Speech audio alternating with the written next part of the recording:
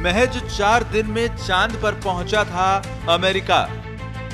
रूस को भी बस 4 ही दिन लगे थे, लेकिन चंद्रयान 3 यानी भारत को चांद पर पहुंचने में लगेंगे 42 दिन।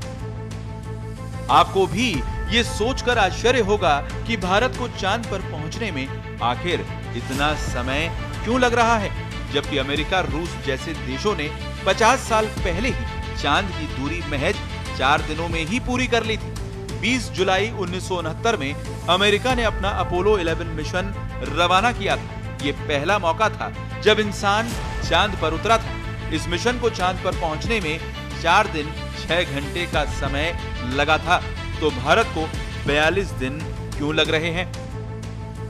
अब आपको इसके पीछे की वजह बताते हैं। 2 चंद्रयान लॉन्च करने के बाद भारत का अब तीसरा चंद्रयान तैयार है। 14 जुलाई को दोपहर 2:30 बजे चंद्रयान 3 मिशन लॉन्च किया जाएगा। अगर चांद पर सॉफ्ट लैंडिंग में सफलता मिली तो अमेरिका, रूस और चीन के बाद भारत ऐसा करने वाला चौथा देश बन जाएगा। चंद्रयान 3 अपने लॉन्च के लगभग 1 महीने बाद चंद्र कक्षा में पहुंचेगा। इसके लैंडर विक्रम और रोवर के 23 अगस्त को चंद्रमा पर उतरने की संभावना है, यानी चंद्रयान 3 को चांद पर पहुंचने में 1 महीने से भी ज्यादा का समय लगेगा। लेकिन क्यों? इसका जवाब रॉकेट की डिजाइनिंग, इस पर खर्च होने वाले ईंधन और चंद्रयान की स्पीड में छिपा है।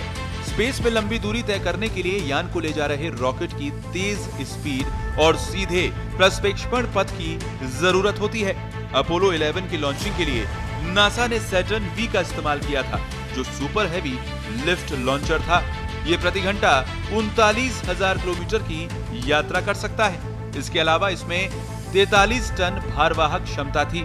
चांद की 3,84,000 किलोमीटर की दूरी को तय करने के लिए नासा के रॉकेट ने 4 दिनों का वक्त लिया था।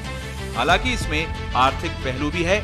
उस दौर में नासा ने $185 मिलियन की रकम इस मिशन पर खर्च की थी। इसके उलट भारत ने इतने ताकतवर रॉकेट का इस्तेमाल नहीं किया और नासा के बजट के अनुरूप बहुत कम बजट यानी लगभग 600 करोड़ रुपए में तैयार किया है। शक्तिशाली rocket GSLV Mk3 rocket Chandrayaan 3 को पृथ्वी की 170 किलोमीटर 36,500 किलोमीटर की कक्षा में स्थापित करेगा। चंद्रयान 3 का वजन 3,900 किलोग्राम है, इसीलिए कक्षा को धीरे धीरे बढ़ाना जरूरी है। इसकी वजह यह है कि पृथ्वी से चंद्रमा की दूरी GSLV Mk3 की क्षमता चंद्रयान 3 के वजन की तुलना में से 10 गुना ज्यादा है। इसरो के पास ऐसे मिशन यानी कक्षा को धीरे धीरे बढ़ाने में विशेषज्ञता के साथ साथ अनुभव भी है। मंगल मिशन चंद्रयान 1 और चंद्रयान 2 में भी इसका इस्तेमाल किया गया था। तो चांद पर पहुंचने में रॉकेट और ईंधन का बहुत महत्व होता है। जितना कम दिनों में चांद पर पहुंचना चाहते हैं, उतना ज्यादा ईंधन लगता है। भारत ने पिछले 2 चंद्रयान मिशन के बाद अब चंद्रयान 3 में कई तरह के बदलाव भी किए हैं। चंद्रयान 3 में ऑर्बिटर मौजूद नहीं है, क्योंकि चंद्रयान 2 का ऑर्बिटर अभी भी चंद्रमा की ऑर्बिट में ठीक से काम कर रहा है। चंद्रयान 3 में ऑर्बिटर की जगह प्रोपल्शन मॉड्यूल लगाया गया है। ये मॉड्यूल नेविगेशन में मदद करेगा।